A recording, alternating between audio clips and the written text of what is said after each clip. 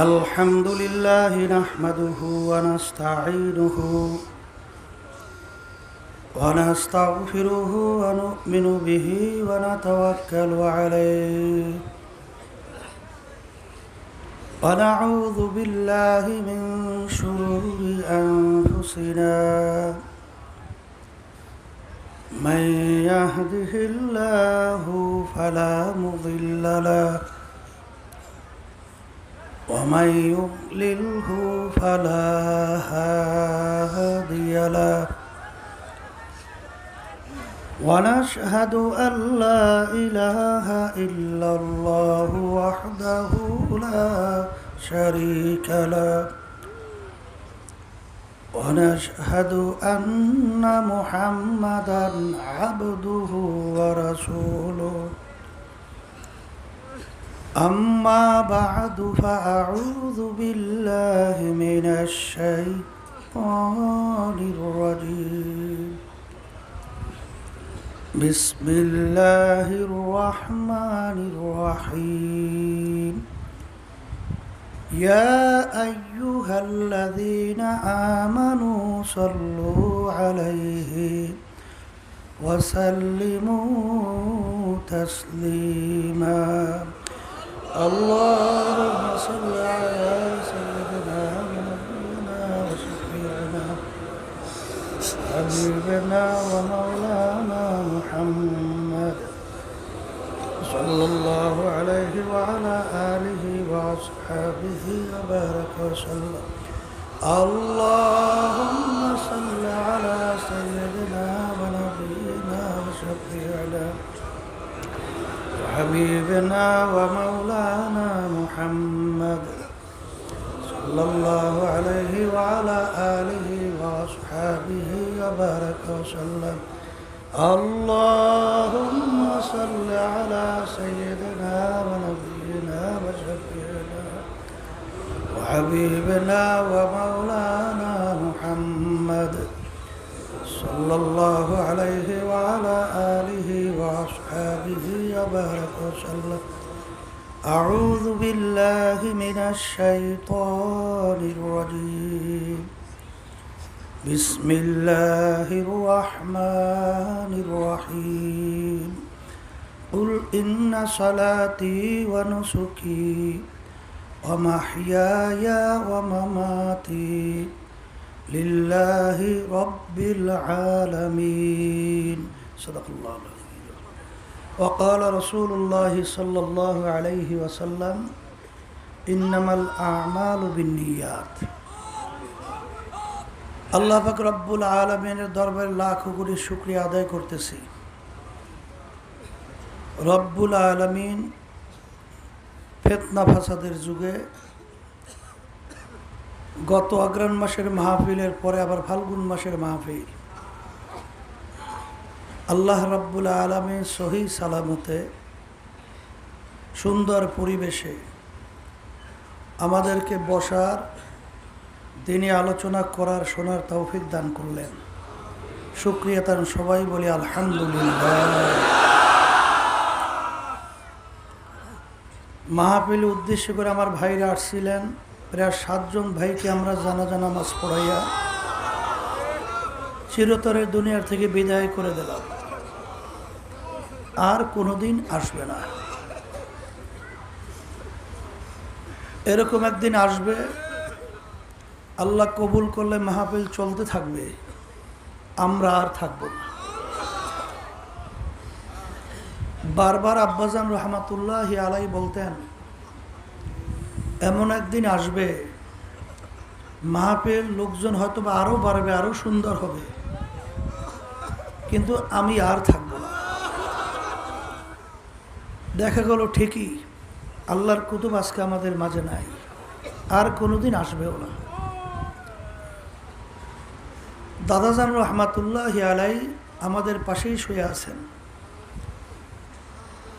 চরমোনাই সম্পর্কে আপনারা অনেকেই জানেন, তারপরও স্মরণ করাইয়া দেওয়ার জন্য আবার বলছি। চরমোনাইয়ের চতুর্পাশে নদী, একটা দ্বীপের মতো। আজকে চরমোনাইয়ের নামটা শুধু বাংলাদেশ নয়, তামাম দুনিয়ার ভিতরে এক নামে পরিচয় লাভ করছে। এর পিছনে নিশ্চয়ই তো কারণও আছে। কারণের ভিতরে একটা হলো যে আল্লাহর কুতুবেরা আমাদের এই মাঝেই ঘুমায় আছে। চরমোনাই এই মাদ্রাসা সর্বপ্রথম মক্তব আকারে আমার আব্বাজান রহমাতুল্লাহি আলাই তার নানা যান, তার নাম ছিল আহসানুল্লাহ, তার নামেই আমাদের মাদ্রাসার নাম আহসানাবাদ।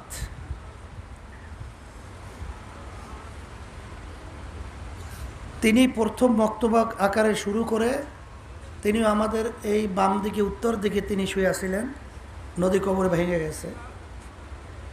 এরপরে চরমোনাই এই তরিকা মাহফিল দরবার এটা শুরু করে গেছিলেন আমার দাদাজান রহমাতুল্লাহি আলাই। এর ধারাবাহিকতায় মাহফিল সহ কার্যক্রম পরিচালনা করছিলেন আমার আব্বাজান রহমাতুল্লাহি আলাই, ফজলুল করিম রহমাতুল্লাহি আলাই। তার ধারাবাহিকতা আজকে চলছে। আমরা যারা খাদিমিনরা আছি আমরাও চেষ্টা করতেছি আল্লাহর কুতুবদের যে চিন্তা চেতনা এবং তাদের যে নিয়াত ছিল, অন্য অন্য জায়গায় ওরস হয় কিন্তু চরমোনাইতে আমরা ওরস করি না, আমরা মাহফিল করি। ওরস শব্দের অর্থ তো খুশি, কিন্তু চরমোনাইতে এখানে খুশির জায়গা না, এখানে কান্দাকাটির জায়গা। অনেকে আমাদেরকে জিজ্ঞেস করে, হুজুর আপনাদের ওরস কবে? আমরা বলি তো আমরা তো ওরস করি না, আমরা তো মাহফিল করি। তা চরমোনাই মাহফিল প্রতিষ্ঠিত আল্লাহর কুতুবরা কেন করে গেছেন? দেখলাম রাস্তায় আসার সময় এবং সামনে এখন লক্ষ্য করতেছি বেশিরভাগই লোক মনে হয় যেন সব নতুন আসছে। আবার নতুন আমার যুবকদের সংখ্যা আল্লাহর মতো অনেক মনে হইতেছে। আর আল্লাহর খাস মেহরবানি, যুবকরা যখন নাকি দিনদার হয় তখন ওই সমাজ দেশ আল্লাহর মতো পরিবর্তন হয়ে যায়। কেন যুবকদের মাধ্যমেই তো যত ধরনের একটা উত্থান পতনের ইতিহাস। এদিন আল্লাহ রসুল সাল্লাল্লাহু আলাইহি ওয়াসাল্লাম যুবকদের ব্যাপারে দোয়া করছিলেন। যুবকরা আবার ইসলামের সহযোগিতা করছে, আমার সহযোগিতা করছে। তা আল্লাহ কবুল করুক আমার যুবক বাজানদেরকে, বিশেষ করে আমার মুরব্বীদেরকে যারাই আসছেন। চরমোনাই মাহফিল কেন আল্লাহর কুতুবরা প্রতিষ্ঠিত করে গেছেন, আজকে উদ্বোধনী আলোচনায় আমাদের নিয়াতকে সহি করে নিতে হবে। আমরা এখানে আসলাম কেন, আর মাহফিলে বা কোন উদ্দেশ্যে? আমাদের চরমোনাইতে মাহফিলে স্বাভাবিকভাবে কোনো খাওয়া দাওয়ার ব্যবস্থা আমাদের মাহফিলের পক্ষ থেকে, আমাদের ইনতেনজিমের কমিটির পক্ষ থেকে এটা কিন্তু আমরা করি নাই। কথাটা বোঝেন নাই? এই তাই সেই হিসাবে আব্বাজান রহমতুল্লাহ বলতেন চরমোনাই মাহফিলে আজকে অনেকে তো আপনারা যারা 1 নম্বর মাঠে আছে আপনারা তো দেখেন না, এই প্রথম মাঠটা কিন্তু আমাদের এই 4-5টা মাঠের ভিতরে সবচেয়ে ছোট মাঠ। প্রায় 7,000-এর একটু বেশি কম এখানে খুঁটি লাগানো আছে। এবার 2 নম্বর মাঠে এর চেয়ে বেশি খুঁটি লাগানো আছে, 3 নম্বর মাঠে এর চেয়ে বেশি খুঁটি লাগানো আছে, 4 নম্বর মাঠে প্রায় 11,000-এর উপরে খুঁটি লাগানো আছে। 5 নম্বর মাঠে আমরা খুঁটি অত বেশি লাগাতে পারি নাই, আমার ভাইরা নিজেরা তাদের উদ্যোগে, কারণ আমাদের মাল আসবাব তেমন একটা ছিলও না, আর এত বড় ব্যবস্থাপনা করাও কঠিন হয়ে পড়ছিল। কেন এত মাইক লাইট সহ শামিয়ানা সহ, আর এবছর আকস্মিক হঠাৎ পানি উঠা অনেক ক্ষতি হয়ে গেছে, আমাদের অনেক চট নষ্ট হয়ে গেছিলো, আরও অনেক মালামালও নষ্ট হয়েছে, মেডিকেল সহ আমাদের মাইকের সরঞ্জামাদি অনেক কিছুই ক্ষতিগ্রস্ত হয়েছে। তা আল্লাহ হেফাজত করবেন। আমরা সাধ্য অনুযায়ী চেষ্টা করছি, তারপরেও আপনারা যেন একটু রৌদ্রের থেকে একটু ছায়ায় বসতে পারেন কোনো ক্রমে। এরপরে আমার অনেক ভাইরা আজকে রৌদ্রের ভিতরে বসা আছে। মাহফিল সবেমাত্র উদ্বোধন এখন শুরু হইল আলহামদুলিল্লাহ, কিন্তু আরও প্রায় 1-2 দিন আগেই কিন্তু এই 4-5টা মাঠ সব ভইরা তারপর এর বাহিরেও কিন্তু ঘরে বাইরে উঠানে সব জায়গায় আলহামদুলিল্লাহ আমার ভাইরা কষ্ট করে সেখানে তারা বসছে। তা যাই হোক, তাদের জন্য দোয়া করেন। এই মাহফিলের বরকত জন্য আল্লাহ সবার ভিতরেই আল্লাহ দান করেন। তো এত কষ্ট কইরা ঠিকমতো এখানে প্রস্রাবের জায়গাও কিন্তু অত সুন্দর পরিবেশ নাই, পানি খাওয়ার ব্যবস্থা অত সুন্দর আমরা করতে পারি নাই। এরপরে তো আরও সমস্যাদের কোনো শেষ নাই। তারপরে এত কষ্ট করে আপনারা আসতেছেন, আর এই মাহফিল প্রতিষ্ঠিত আল্লাহর কুদরত কেন করছেন, এই নিয়তটা আগে আমাদের ওইভাবে তৈরি করতে হবে। আব্বাজান রহমতুল্লাহ আলাই বলতেন, দাদাজান রহমতুল্লাহ আলাই কথা উদ্ধৃতি দিয়া, যে চরমনাই মাহফিল একমাত্র প্রতিষ্ঠিত করা হয়েছে আল্লাহর পথ ভোলা বান্দাদেরকে আল্লাহর পরিচয় ঘটাই আল্লাহর সঙ্গে সম্পর্ক তৈরি করার জন্যে। সবাই বলি সুবহান। এখানে যদি কেউ দুনিয়ার কোনো নিয়তে এসে থাকেন, আমি আমার ভাইদেরকে প্রথমেই উদ্বোধনী বয়ানে আমি অনুরোধ করব যে আপনাদের এই নিয়তকে আপনারা পরিবর্তন করেন। হয়তোবা অনেকে আসতে পারেন, সামনে চেয়ারম্যান মেম্বার বিভিন্ন নির্বাচন আছে, জেলাকে অনেক চরমনাইয়ের মুহিব্বিন আছে, আমি চরমনাইতে গেলে হয়তোবা আমার ভোটটা একটু বাড়বে, চেয়ারম্যান হওয়ার উদ্দেশ্যে যদি কেউ এসে থাকে, আমি বলবো বাজার আপনার এই নিয়তকে আপনি পরিবর্তন করেন। যদি এখানে কেউ ওই সামনে মাইকে শব্দ কেমন হইতেছে খেয়াল করেন, বসেন আলহামদুলিল্লাহ। যদি কেউ ধনী হওয়ার উদ্দেশ্যে এসে থাকেন, কেস কামারিতে পড়ছেন যে আমার কেস কামারি থেকে যে আমি মুক্তি পাই কিনা, বিভিন্ন রোগ ব্যাধিতে ভুগতেছি, দেখো না যাওয়ার পরে আমার রোগ ব্যাধি ভালো হয় কিনা, আমি বিভিন্ন ধরনের ওই ব্যবসা বাণিজ্যের সমস্যায় আছে, দেখো না যাওয়ার পরে একটু ব্যবসায় বরকত হয় কিনা, এরকম কোনো দুনিয়ার যদি কোনো নিয়াত থাকে, প্রথমে আমি বলবো আমার বাজানদেরকে যে এই নিয়াতকে পরিবর্তন করেন। এখানে মামলা মোকদ্দমার তদবিরের জন্য এই মাহফিল প্রতিষ্ঠিত করা হয় নাই। এখানে ধনী হইবেন, বিভিন্ন দুনিয়ার মাকসাদ পুরা হবে, এই উদ্দেশ্যে মাহফিল প্রতিষ্ঠিত করা হয় নাই। এখানে মাহফিল প্রতিষ্ঠিত একমাত্র করার কারণই হলো আল্লাহর পথ ভোলা বান্দাদেরকে আল্লাহর পরিচয় ঘটে আল্লাহর সঙ্গে সম্পর্ক তৈরি করার জন্য।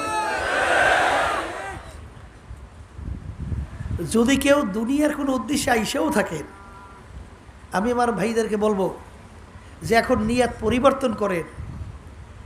এরপরেও আল্লাহ রাব্বুল আলামিন তো কোরআনুল কারীমের ভিতরে বলছেন, দুনিয়ার উদ্দেশ্যে যদি কেউ আসে বা দুনিয়া কেউ আমার কাছে চায়, আমি তাকে দুনিয়া দিয়ে দেব, কিন্তু আখেরাতে আমার কাছে আর কোনো অংশ আর পাবে না, দুনিয়াতেই পেয়ে যাবে। ফেরাউন মাওলার কাছে চাইছিল, এই জঙ্গলের ভিতরে যাই কান্ডাকাটি করছিল যে আমি দুনিয়া চাই আখেরাত চাই না। জিবরাইল সাল্লাল্লাহু বসে লেখা দাও, দেশে লেখা, তা দুনিয়া পাইছে, তার কথায় নীল ধরে এখানে ভাটা জ্বর হয়েছে।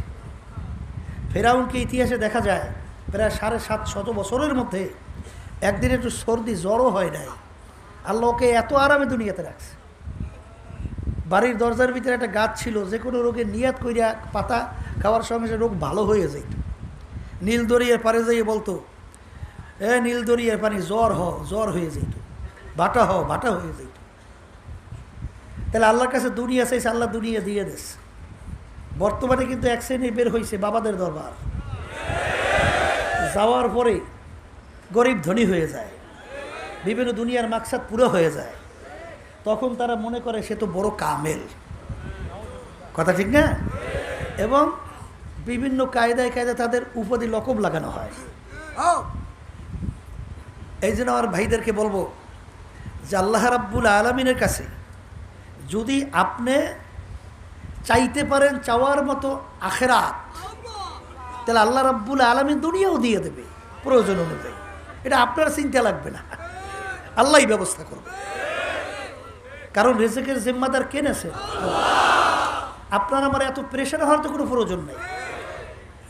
আল্লাহ রাব্বুল আলামিন তো কোরআনুল কারীমের বলছেন, মান কানা ইউরিদু হারসাদ দুনিয়া নুক্তিহি মিনহা, আমার কাছে দুনিয়া যদি কেউ চাও আমি তোমাকে দুনিয়া দিয়ে দেব, কিন্তু আখেরাতে আমার কাছে আর কোনো অংশ তুমি পাবা না।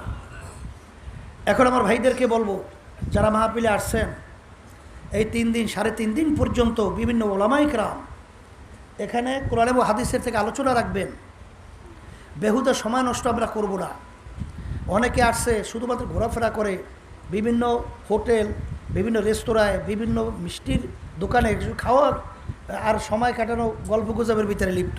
অনেকে আবার পিকনিকের ভিতরে লিপ্ত থাকে, বড় বড় ফাঙ্গাস, বড় বড় বিভিন্ন কায়দায় কায়দায় খাসি জবাই দিয়ে এখানে আনন্দ ফুর্তি করে। এখানে আনন্দ ফুর্তি জায়গা না। যতক্ষণ থাকবেন সবসময় খেয়াল রাখবেন, আল্লাহ যখন দুনিয়ার থেকে ফারেক কইরা যখন এই মাঠে নিয়েই আসছেন, একটা মুহূর্তও যেন আমার বেহুদা না যায়। প্রতিটা মুহূর্ত আমি জেকেরে ফেকেরে থাকবো, প্রতিটা মুহূর্তে যেন আমার আমল নামে ন্যাক জমা হয়, এই নিয়তে এইভাবেই আমি চলাফেরা করব। যদি এইভাবে চলাফেরা করতে পারি তা আল্লাহর ফজল করবে, দেখবেন এই মাঠের ভিতরে এমন এক বরকত আল্লাহ রাখছেন, এইটা অনুমান করতে পারবেন। তখনই দেখবেন যে কখন কোন সময় আপনার 3.5 হাত এই নৌকাটা চলছিল জাহান্নাম মুখী, মুহূর্তের ভিতরে আল্লাহ রাব্বুল আলামিন সব ঘুরাইয়া দিয়া আপনার এই 3.5 হাত নৌকাটাকে আল্লাহ বেহেশত মুখী করে দেবে। আর আল্লাহ রাব্বুল আলামিন তো ওয়াদা করছেন, উদউনি আস্তাজিব লাকুম, বান্দা বান্দে তুমি আমাকে যদি ডাকো, আমার কাছে চাও, আমি তোমার ডাকে সাড়া দেব, যা চাবা তা দিয়ে দেব। তা চাওয়ার মতো আল্লাহর কাছে চাবো যে মালিক, জীবনটা তো শেষ করে ফেলছি, গুনার তো কোনো অভাব নাই, তুমি যখন চরমনের মাঠে নিয়েই আসছো, তোমার অলি না বানাই এখান থেকে ফেরত দিও না। যদি আল্লাহর কাছে দোয়া করতে পারি, আল্লাহ রাব্বুল আলামিন কখন কোন সময় কিভাবে দোয়া কবুল করবে, এটা কি আমাদের জানা আছে? এটা আমাদের চিন্তার বাহিরে। আর সাথে সাথে লক্ষ্য রাখবেন, আল্লাহ রাব্বুল আলামিন বলছেন, যারা আল্লাহ রাব্বুল আলামিনের কাছে দুনিয়া চাবে, আল্লাহ রাব্বুল আলামিন তাদেরকে দুনিয়া দেবেন, কিন্তু আখেরাতে আর কোনো অংশ আল্লাহ পাবেন না। এখানে যারা আসছেন, আগে নিয়তকে সহি করতে হবে। আব্বাজান রহমাতুল্লাহি আলাই তিনি বলতে গেলে প্রত্যেক মাহফিলের উদ্বোধনী বয়ানে কোরআনুল কারীমের আয়াত প্রায় তেলাওয়াত করতেন, আর এই হাদিস শরীফ তেলাওয়াত করতেন।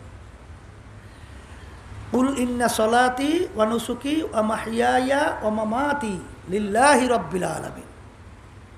আল্লাহ রাব্বুল আলামিন বলছেন, হে রাসূল আপনি বলে দেন, তোমার নামাজ, তোমার রোজা, তোমার বাইচে থাকা, তোমার মইরা যাওয়া, এক কথায় তোমার সমস্ত কার্যক্রম যাহা কিছু তুমি করো, একমাত্র আল্লাহ রাব্বুল আলামিনের রাজি খুশির উদ্দেশ্যেই আমি করি,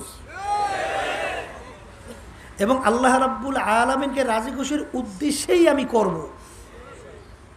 এইভাবে আমরা নিয়াত কইরা, আল্লাহওয়ালারা বাজারে বাজার করে, এই ক্ষেত খামারি কাজ করে, কি করে না? কি জোরে বলেন, করে না?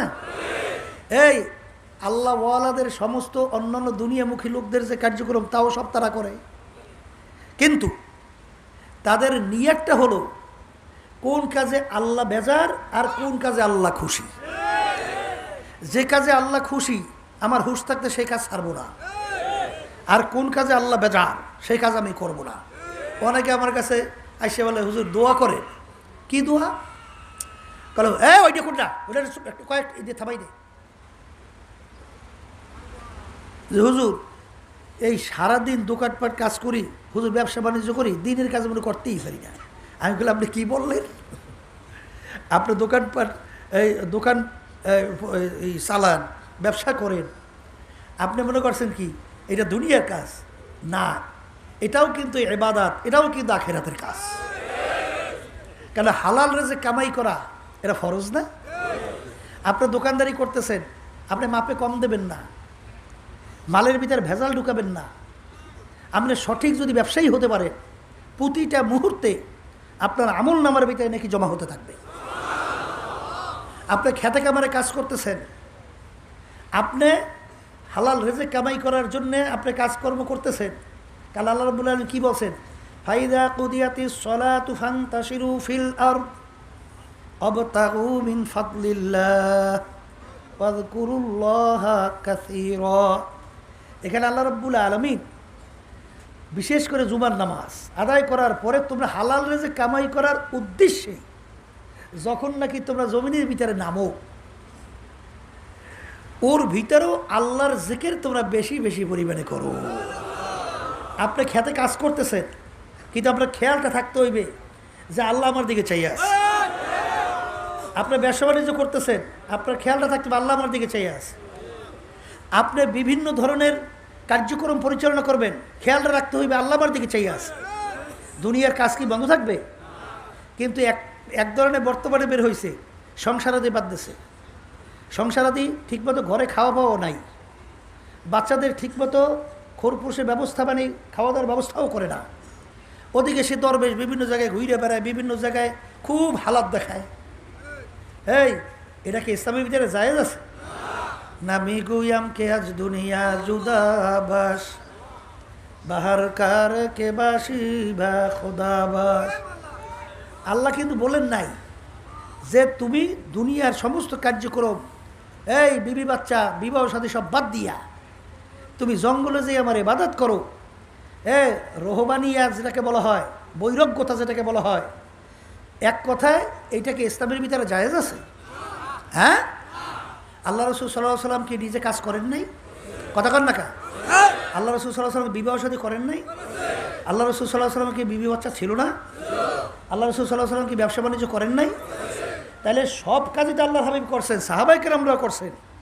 কিন্তু এক শ্রেণী বর্তমান আছে, হুজুরে যখন ব্যবসা করে তখন করে ব্যাপারে হুজুরে ব্যবসা করে কা, হ্যাঁ মনে করছে ব্যবসাটা দুনিয়া না, ব্যবসাটাও আখিরাত। কিন্তু খেয়াল রাখতে হবে যে ব্যবসার ভিতরে তোমার যেন ভেজাল না ঢোকে, আর শুধুমাত্র টাকা কামাই করবা, সম্পদ কামাই করবা, এই চিন্তাটা যেন না থাকে। আমি ব্যবসা করতেছি তাও আল্লাহর হুকুম পালন করতেছি। কি কথা ঠিক কিনা? এই জন্য আমার ভাইদেরকে বলবো যে নিয়তটাকে আমরা প্রথম পরিবর্তন করব। আমি যাহা কিছু করবো একমাত্র কাকে রাজি খুশির উদ্দেশ্যে। এই জন্য একবার আল্লাহ রসুল সাল্লাল্লাহু আলাইহি ওয়াসাল্লাম বুখারী রহমাতুল্লাহি আলাইহি, বুখারী শরীফ কোরআনুল কারীমের পরেই সমস্ত মুহাদ্দিসিন কিরাম একমত, দুনিয়ার ভিতরে কোরআনুল কারীমের ভিতরে সহিহ কিতাব, তার নাম হলো বুখারী শরীফ। এই বুখারী শরীফের ভিতরে তিনি প্রথম বাব আছে বাবুল ওয়াহি, কিন্তু তিনি হাদিস বয়ান করে নিয়াতের, বাবের সঙ্গে কোনো সম্পর্ক নাই। তিনি এই হাদিস বয়ান করলেন। মিশকাত শরীফ প্রথম হাদিস, এই হাদিস নিয়ে আসছেন ইন্নামাল আমালু বিন নিয়াত। সমস্ত ওলামায়ে কেরামদের একমত, মুহাদ্দিসিন কেরাম একমত, শক্তিশালী সনদ, এটা মুতাওয়াতির হাদিস। এর ভিতরে কোনো কিলোকাল, কোনো একটু টুডেফাটাও কারো কোনো কিলোকাল নাই। কথা ঠিক না? আল্লাহ রাসূল সাল্লাল্লাহু আলাইহি ওয়াসাল্লাম হাদিস বানান ইন্নামাল আমালু বিন নিয়াত, তোমার সমস্ত কাজের ফলাফল। বসেন, খালি নারায়ে তাকবীর স্লোগান দিতে আছেন। ওখানে মাইকের লোকজন নাই, ওরা গেছে কই? ওখানে তো একটু আগেও তো করে শব্দ করছে, ওখানে দেখো। বসেন, তোমার সমস্ত কাজের ফলাফল নির্ভর করবে একমাত্র তোমার নিয়াতের উপরে।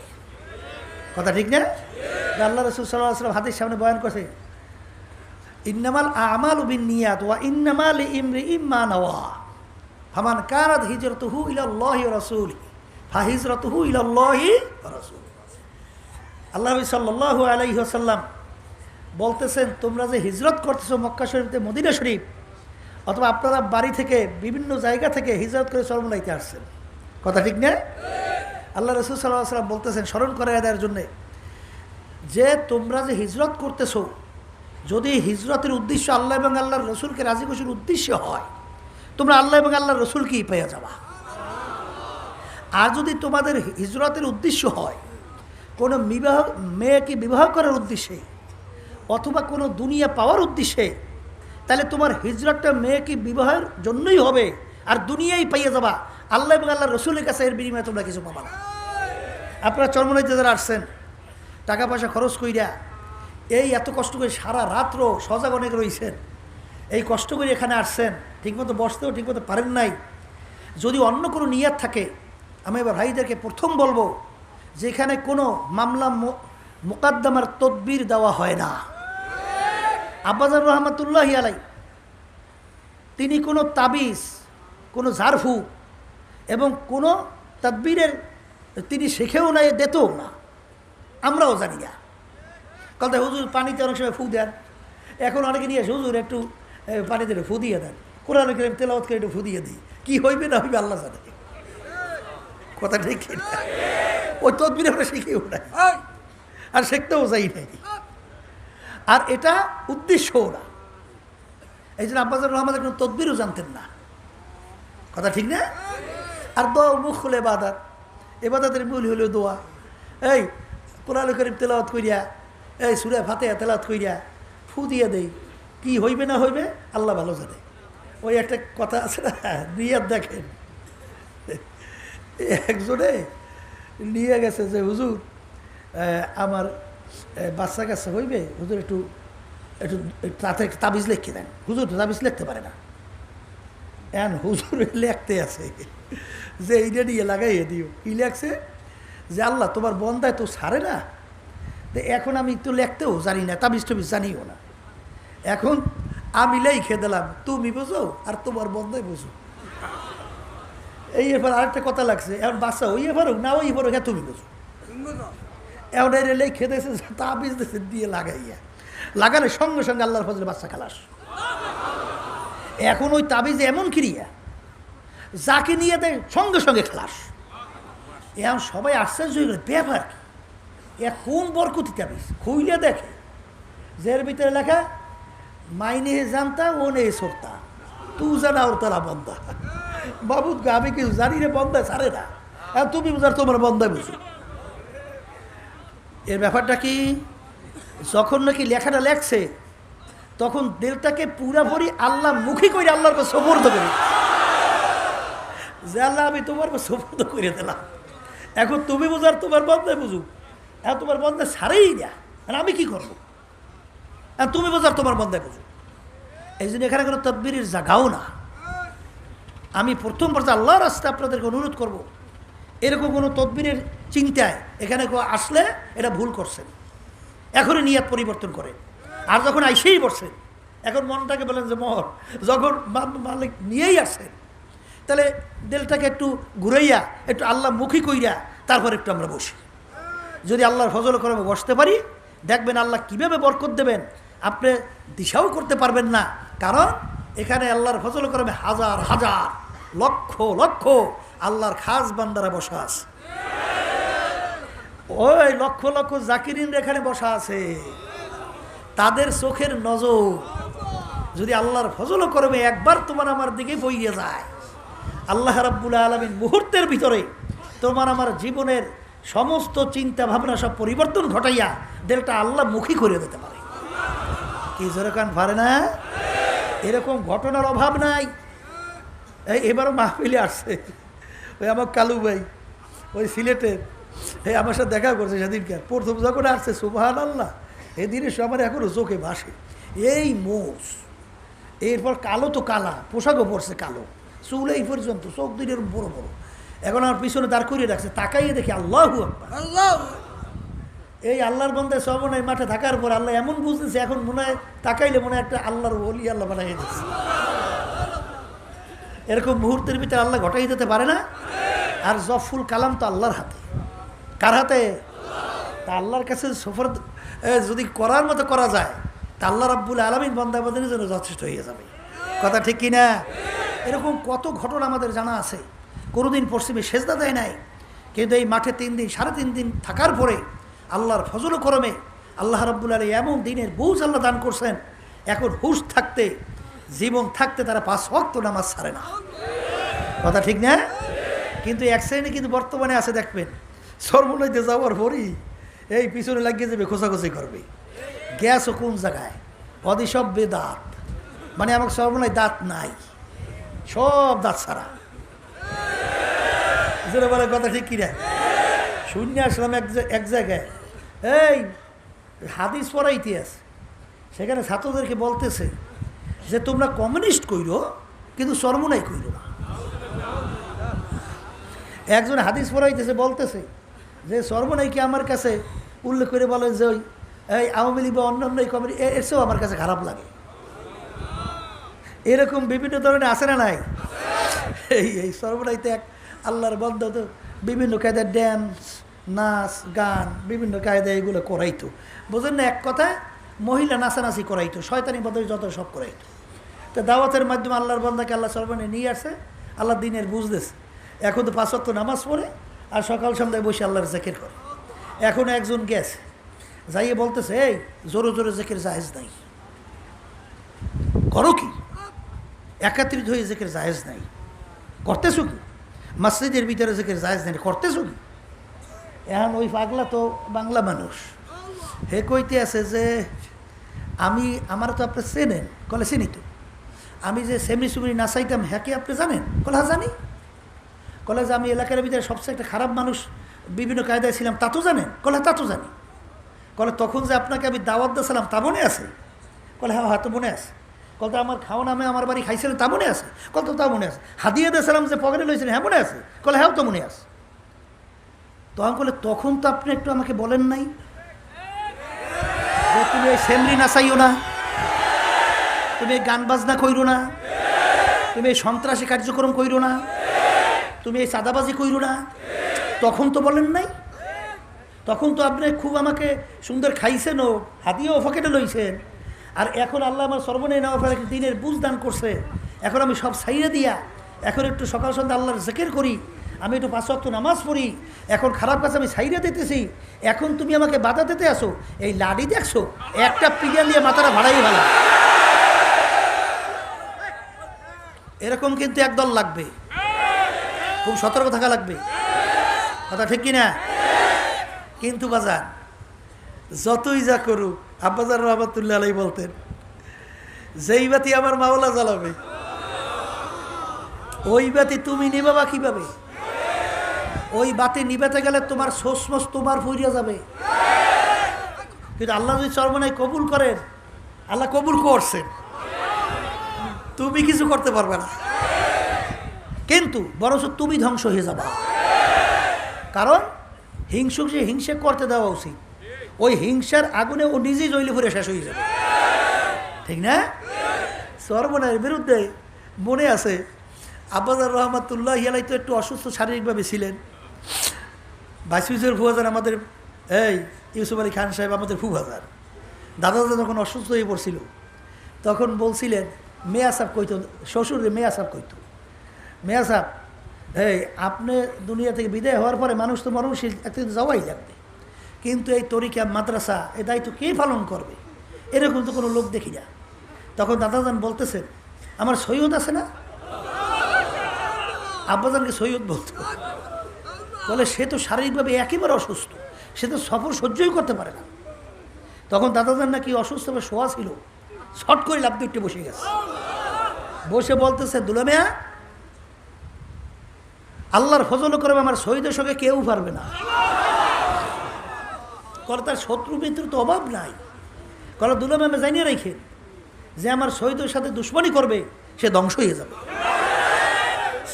এবং দেখাও গেছে তাই, যারাই নাকি এই তরিকা এবং যারাই এই দুশ্মনী করছে তাদের ক্ষতি হয়েছে, আল্লাহর ফজলও করবে, তরিকার আল্লাহর ফজল কোনো ক্ষতি আল্লাহ করান না।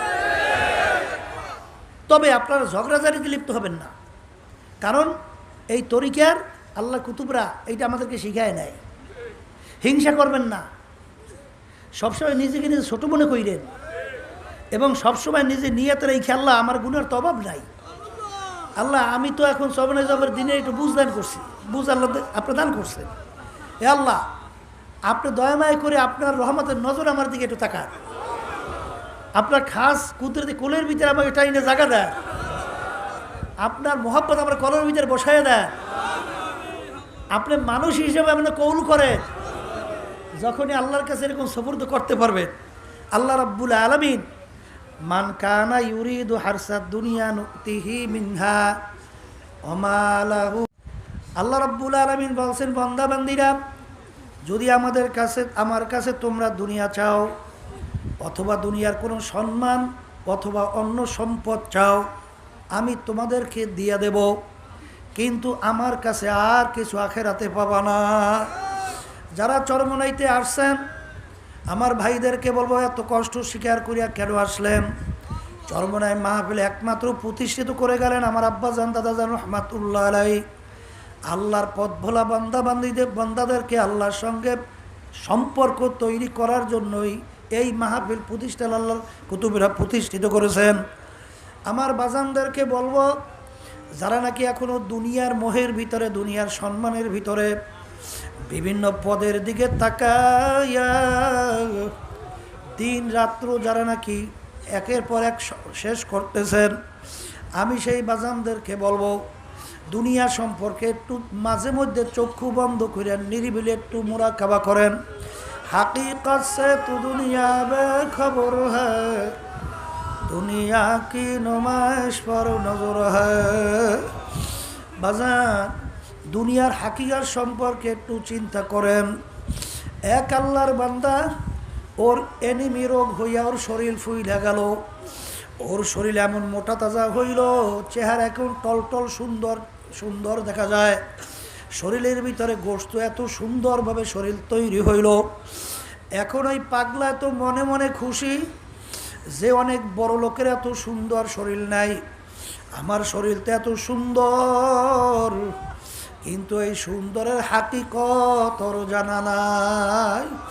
বাজান, ওর শরীরের ভিতরে পানি আইসা গেছে, এনিমি রোগ হইছে, এখন সমস্ত শরীরে পানি আসার কারণে সমস্ত চামড়া টান টান হয়ে গেল, শরীর ফুইলে এরকম মনে হয় যে অনেক মোটা হয়ে গেল, চেহারা একেবারে সুন্দর টলটলে মনে হয় চিকচিক করতেছে। পাগলা তো শরীর দেখে খুশি, কিন্তু একজন বুঝদার মানুষ যখন দেখবে যেই লোকটা এখনো বাহিরে কেন ঘোরে, ওর শরীরের ভিতরে পানি আইসা গেছে, যে কোনো মুহূর্তে ওই পানি যদি হার্টের ভিতরে অ্যাটাক করে সঙ্গে সঙ্গে মারা যাবে, ও এখনো কেন মেডিকেলে ভর্তি হয় না? বাজান, দুনিয়াটা কিন্তু স্বপ্নের মতো।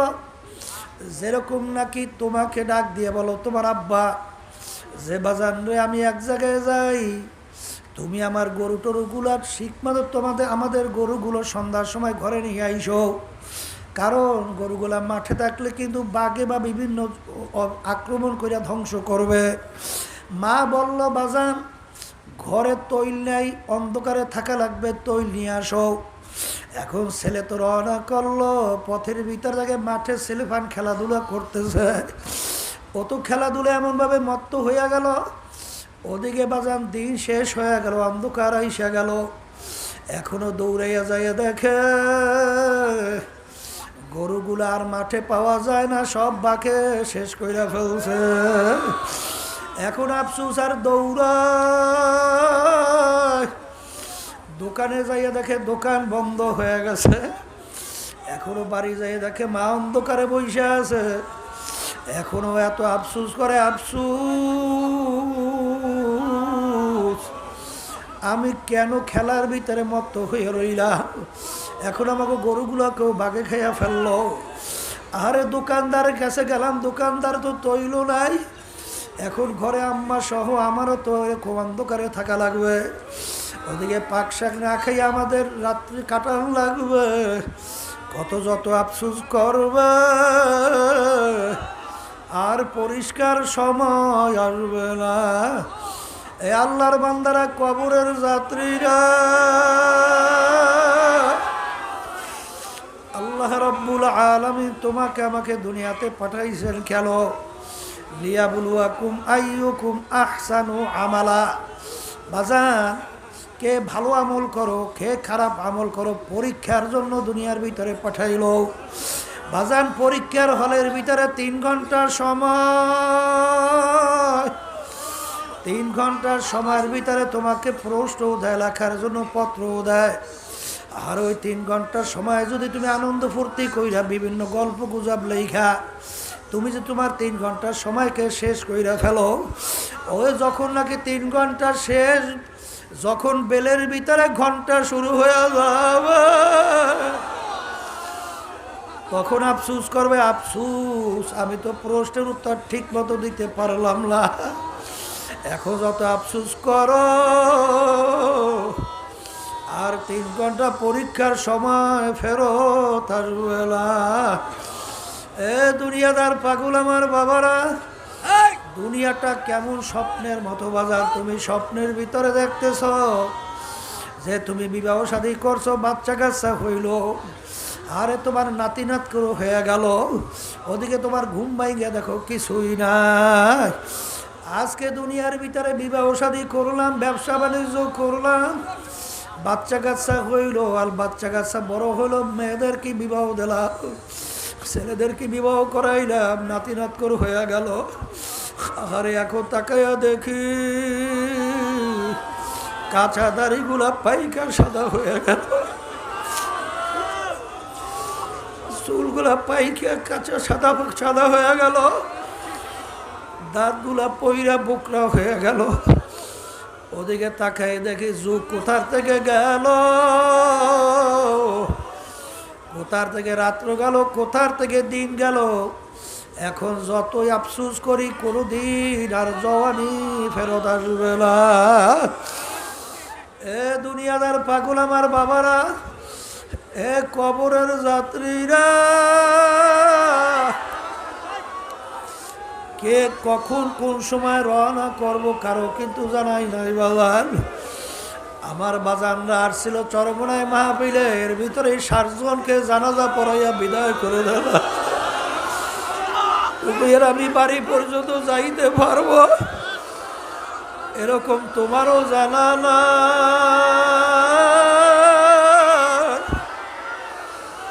আমারও কিন্তু জানা নাই। কিন্তু বাজান রে, আমার মালিক যখন সর্বনায় মাহফিলে পাঠিয়ে নিয়ে আসছে, আমার মাওলার কাছে তেলটাকে ঘুরাইয়া আল্লাহ মুখী কইরা বসো। আমার মাওলাকে যদি ডাকের মতো ডাক দিতে পারো, মালিক তা বলবো তোমার দরবারে হাজির।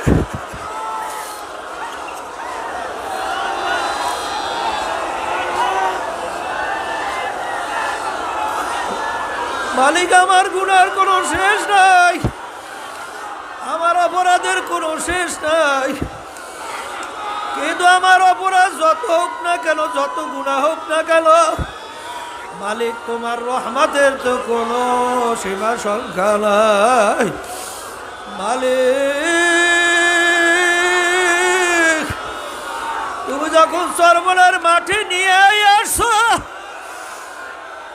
তোমার পাগল তোমার অলি না বানাই এখান থেকে ফেরত দিও না।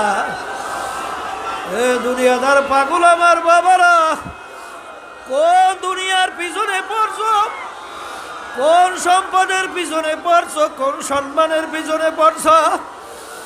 বাজার ডাকাইতের দলের সর্দার থাকে, সর্দারের কত পাওয়ার, দলীয় লোক অন্যায় করলে অনেক সময় গুলি কইরা মাইরা ফেলায়, কিন্তু বাজার দলীয় লোকদেরকে অন্যায় করলে কত ধরনের পানিশমেন্ট দেয়।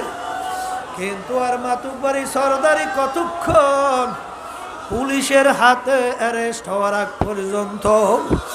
যখন পুলিশ হাতে অ্যারেস্ট হইয়া যাবে, যখন পুলিশ বুট দিয়া লাগবে তাকে পারাবে, তাকে পারাইয়া যখন হাড্ডি গুড্ডি ভাঙ্গা ফেলবে, তখন কোথায় যাবে ওর সারগিরি, কোথায় যাবে ওর বাবুগিরি, কোথায় যাবে ওর দরবেশগিরি। ঠিক বাজান আজকে চক্ষু খোলা দুনিয়ায় আমি পরিচয় দেই আমি পীর,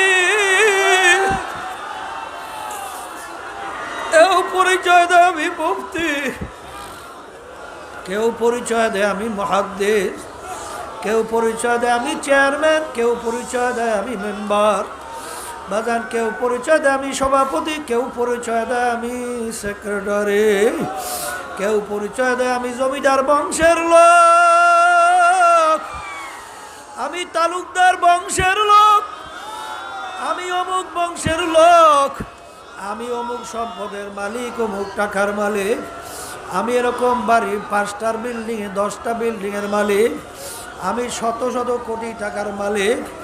বাজার এই পরিচয় কতক্ষণ, যতক্ষণ তোমার আমার চক্ষু দুইটা খোলা থাকবে বাজার, যেদিন তোমার আমার বাড়ির দরজা আছে সালাতু আসসালাম সিডি বাজাইয়া বসবে, এখন তাকাইয়া দেখো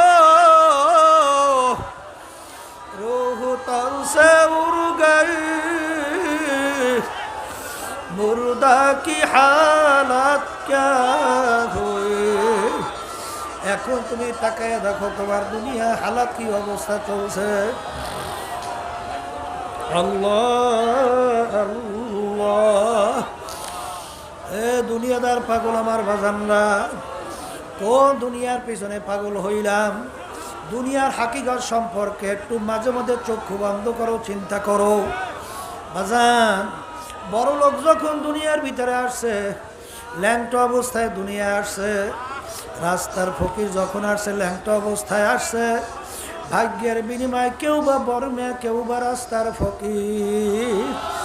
আবার যখন দুনিয়ার থেকে বিদায় নেবে, বড় লোককেও 3টা কাপড় দিয়া প্যাঁচ দেবে। আবার রাস্তার ফকির কেউ কিন্তু 3টা কাপড় দিয়া প্যাঁচ দিয়া কবরের ভিতরে রাখবে। কিন্তু বাজানরা, দুনিয়ার যে কোনো কাজের ভিতরে 5 বারও যদি ওই কাজের ভিতরে আবার চেষ্টা করলে জিতবার আশা করা যায়। কিন্তু কবরের যাত্রীরা যদি দুনিয়ার থেকে বিদায় নিয়ে একবার কবরে যাই আখেরাতের ব্যাপারে ঠইগা বসো, আর দ্বিতীয়বার দুনিয়াতে আইসে আপিল কইরা জিতবার কিন্তু আর আশা নাই। এই জন্য আমার বাজানদেরকে বলবো, বাজান যখন আমার মালিক মাহফিলে নিয়ে আসছে, এই এখন ফাল্গুন মাসের মাহফিল উদ্বোধনী বয়ানের মাধ্যমে আল্লাহর ফজলে শুরু হয়ে গেল। বাজান বেহুদা সময় নষ্ট কইরো না বাজার, সবসময় জেকেরে ফেকেরে থাইকো। এত বড় জামাতে নামাজ ছাইরো না রে বাজার, অনেকে অবহেলায় নামাজ ছাইরা দাও। সুন্নাত তরিকার উপরে চলো বাজার, নিয়ম অনুযায়ী না কামাই যাতে যাতে হয় সব কাজগুলা করতে থাকো। খবরদার তোমার ব্যবহার আচরণে কেউ যেন কষ্ট না পায় বাজান, এরকম খেয়াল কইরা চলতে থাকো। আর সবসময় নিজেকে নিজে ছোট মনে কইরা চলো।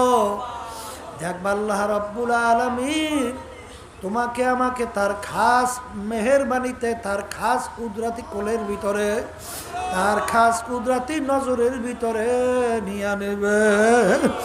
আল্লাহুম্মা আমিন। আল্লাহ আপনি চাইয়া দেখে, আল্লাহ আপনি মাটির দিকে চাইয়া দেখে। মালিক বাড়িঘর ফালাইয়া, সমস্ত কাজকর্ম ফালাইয়া মালিক আপনার বান্দারায় মা বলে উপস্থিত হয়ে গেল। আল্লাহ আপনি মাহবুবকে হেদায়েতের জরিয়া বানায়া দেন, আমাদের কাউকে আপনার ওলি না বানাইয়া ফেরত দিয়ে আল্লাহ। আল্লাহ মাহবুবকে আপনি সর্বদিক থেকে হেফাজত করেন আল্লাহ। জমিনে আসমানে ভালো থাকে মাহফিলকে হেফাজত করেন আল্লাহ, সব দিক থেকে আপনি হেফাজত করেন আল্লাহ। আমাদের কলমের ভিতরে আপনার মারিফাতের নূরের বাতি জ্বালায়া দেন আল্লাহ। আপনার খাস ওলি না বানাই আপনি আমাদেরকে ফেরত দিয়েন না আল্লাহ। এখানে যারা আসছে আল্লাহ, আসতেছে আসবে, রাস্তা ঘাটে বাড়ি ঘরে, এখানে সর্বদিক থেকে আপনি আমাকে হেফাজত করে আমাদেরকে হেফাজত করিয়েন আল্লাহ। আপনি আমাদের দিলকে আপনার মুখী কইরা দিয়েন মালিক। গফুর কালাম আপনার হাতে আল্লাহ, দয়া করে আমাদের দিলকে আপনার মুখী কইরা দিয়েন আল্লাহ। আমরা হাত তুলছি আমাদের আম্মা আব্বা কবরে শুয়ে রয়েছে, সবার কবরকে বেহেশতের বাগান বানাইয়া দিয়েন আল্লাহ।